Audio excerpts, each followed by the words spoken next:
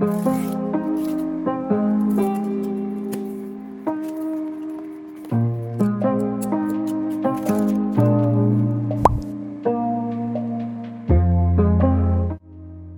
and welcome back to my YouTube channel. I hope you're all doing well. Today's video is going to be a short and sweet manga haul with only 12 volumes because I recently reevaluated my goals for collecting, and that has given me a little bit of direction on how to prioritize my purchases throughout the year. And unless I'm buying multiple volumes in just one series or multiple series, I don't really foresee myself having overly large orders this year. But without further ado, I'll go ahead and get started talking through what I bought in January. The first series I have here is 𝕚𝕚𝕚 by Ayazawa. I have 4 volumes here, volumes 15, 16, 18, and 20.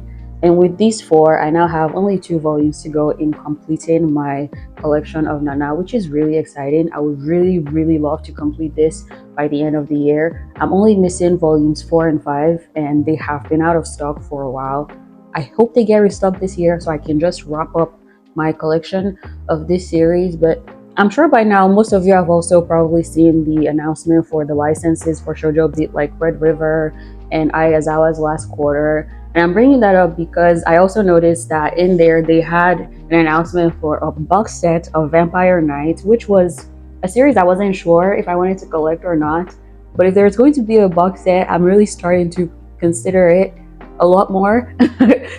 I know there are like a lot of controversial and trashy things that went on in the series, but it still played a pretty important role in my introduction to the medium. So I'll really love to have Vampire Knight, and that's something I'm going to add to my collection goal this year as kind of like a medium priority, nothing super high.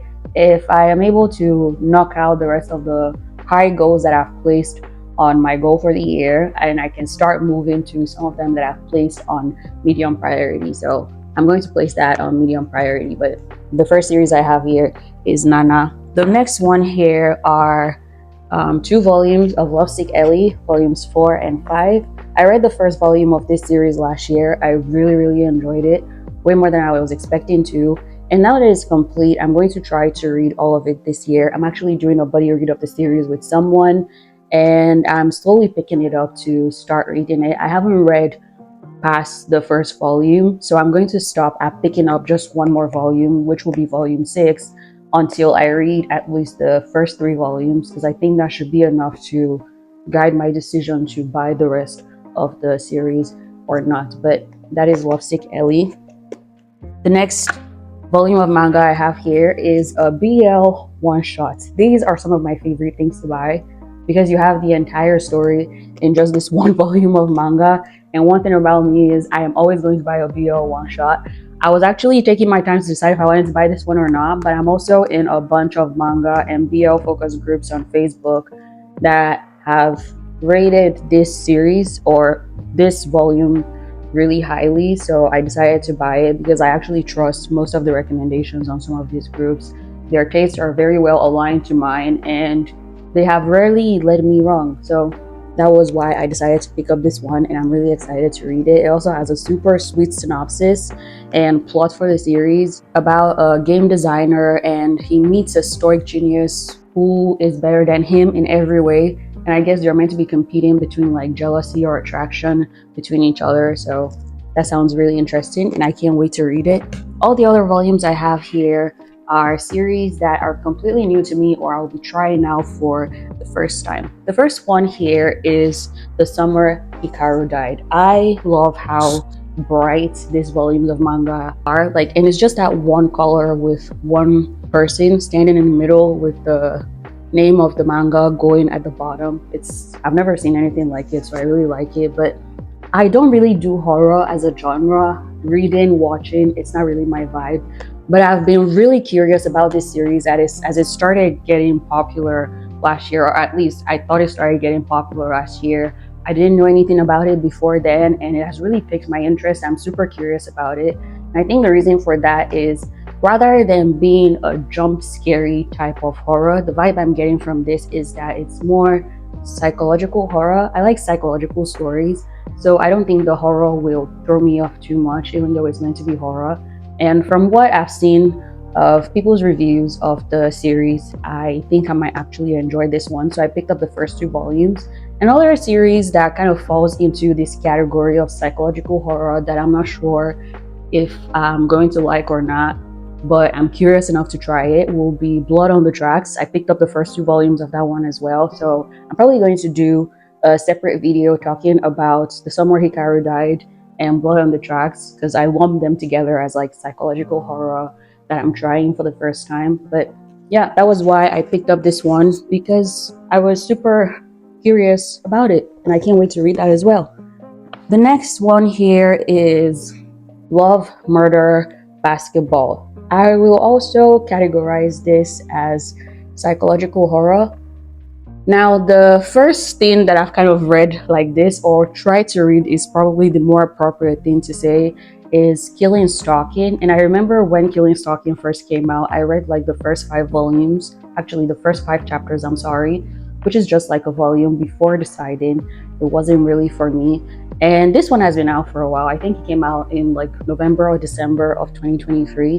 And I've been taking my time to decide if I really wanted to pick it up or not. But I sat with it for a while. I looked at the synopsis again and decided, you know what, I'm actually going to give this a try. And I think my aversion to Killing Stalking when I started reading it in the past was because some people were so focused on how attractive the main character Oh Sang-woo was, even though he was reviewed to be a serial killer, and it started to kind of romanticize what was going on in the series, even though Killing Stalking is not meant to be a romantic series. It is psychological horror, suspense, and whatever else you probably want to put there, but it is not a romantic BL. And I don't know, seeing people romanticize what was going on in the series really threw me off. I think that was what made me so averse to it. But I have decided that, you know what, that was years ago. I think I'm ready to try something else similar, and other people's opinions of what's going on in it shouldn't necessarily affect mine, and I'll make my own judgments based on my own impression of the series, I guess. But yeah, this one is about a Yakuza boss's son, which is this person, and an athlete who is later reviewed to be a serial killer. So pretty similar themes as Killing Stalking. And one thing that's really interesting about this one is that it is full color, so you can see that it has like black panels with just drawings on it, and it's meant to be read from front to back. I thought this was a manga because the names of the characters on this back from the synopsis are all Japanese. So you have Shoto Tanaka and Goro Nakamura, but the design and outline of this volume suggests otherwise.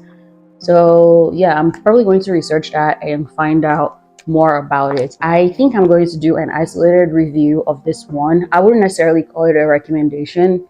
I think people should decide for themselves if they want to read this or not. It's probably not everyone's taste, and I've seen some pretty gory reviews of it. So yeah, decide for yourself if you want to read it or not based on whatever you read, or if I do a review of it, whatever I have to say about the series. But that is Love, Murder, Basketball. The next volume I have here is the first volume of My Girlfriend's Child. This is another one that really piqued my interest last year. I saw it going around a lot, and I mentioned earlier that I was doing a buddy read of Lovesick Ellie with someone. That someone actually selected My Girlfriend's Child as one of their favorite series last year, so that got me even more curious about it. So I decided to pick up the first volume, and I'm going to try to read it sometime this year. I have a lot of things to read, so I think it's just better to say sometime this year instead of putting a very specific timeline on it. But that's what I'm definitely going to try to read this year. That is My Girlfriend's Child. And lastly, I have a series titled I Cant Refuse S. This one is meant to be a trashy read. I'm just going to go over the synopsis really quickly. So it's about this girl called Miku, whose father is in debt. Her mom is too ill to provide for the family. So in order to make money for the family, Miku decides to become a mistress for a wealthy benefactor. The thing about this wealthy benefactor, though, is that he likes women who are experienced in bed, and she has no such experience. And so, to rectify this situation, in comes the butler of the wealthy benefactor, to train Miku in bed in the sexual arts. That's exactly what the synopsis says. And I read this synopsis and I was just like, I'm buying that. Not because I expect this to be a mind-blowing story, but because this synopsis just says nothing but trashy. And I love trashy reads every once in a while. You gotta have one of those every once in a while. They're not meant to be overly detailed and super detailed plots. They're just meant to be no thoughts, mind empty reads. And I like that every once in a while. Sometimes they even surprise you by being better than you expected, because you have such low expectations that when they do better, it's actually kind of nice. And if they don't, you know what? That's fine too, because you didn't really have any expectations of them either way. So that is I Cant Refuse S, and I am definitely going to read that. I'm sure I think there are more volumes out of this series right now, but I'm going to start with the first one. I'm probably not going to buy more of it, but I was just curious enough to pick up the first volume when I saw the synopsis and decided that I really wanted to read it. But those are all the volumes of manga that I bought in January. Like I said, short and sweet, because I don't really need to buy a lot of volumes right now, and that has felt really nice and just freeing. I hope you enjoyed watching the video. Whatever day you find yourself watching this, make it a great one, and I will see you in my next video. Bye.